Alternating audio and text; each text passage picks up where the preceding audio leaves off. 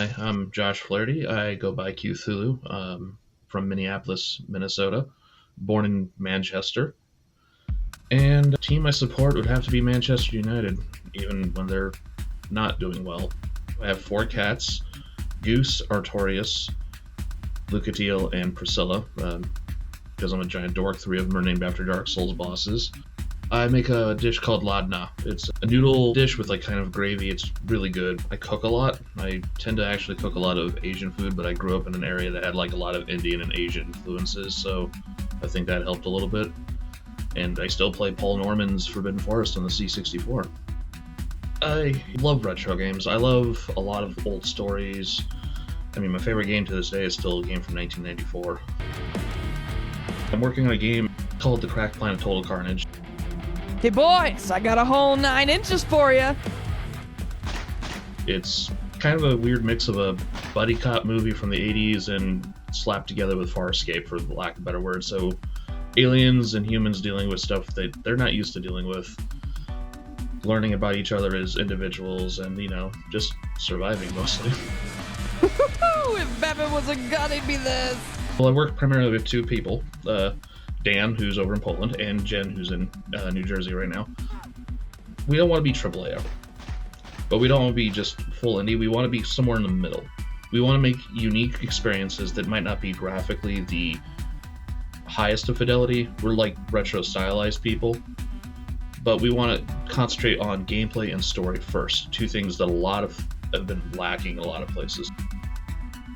Back in the 1980s, they used to get these magazines, I forgot what they were called, but they had like snippets of code and BASIC in them. And I started typing them in, and one of them that stuck out to me was bloody Lawnmower Simulator.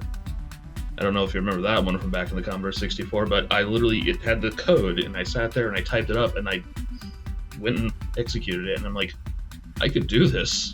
Because, you know, you're a little kid and you're doing this, and you see what you just did. It's a huge thing, so it started getting me involved in game design, but it was Zombies Ate My Neighbors that actually got me super into designing stuff like making maps and coming up with concepts. So earliest game dev, one of the reasons I still play all these retro games is all that stuff was due when I was a kid is what inspired me now.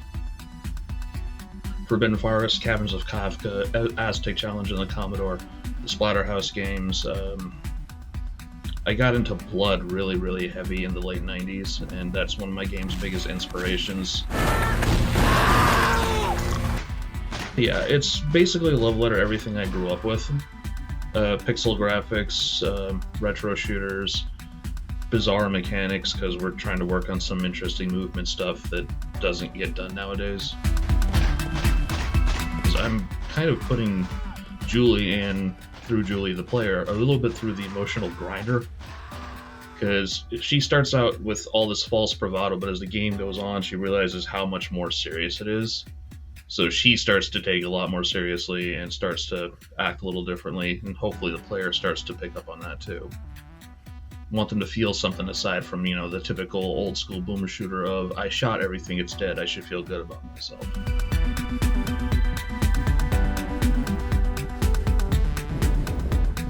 There are some amazing stories out there, but there are some stories that seem to take place secondary to their graphic fidelity nowadays, where you have people arguing over a woman in a post-apocalyptic game, whether or not she'd have peach fuzz on her hair and why she's not wearing makeup in a post-apocalypse. People have been concentrating on the wrong ideas for a while, so I feel like if we go back to like old school hardcore gameplay and game design, I think we're going to see like a second renaissance of gaming.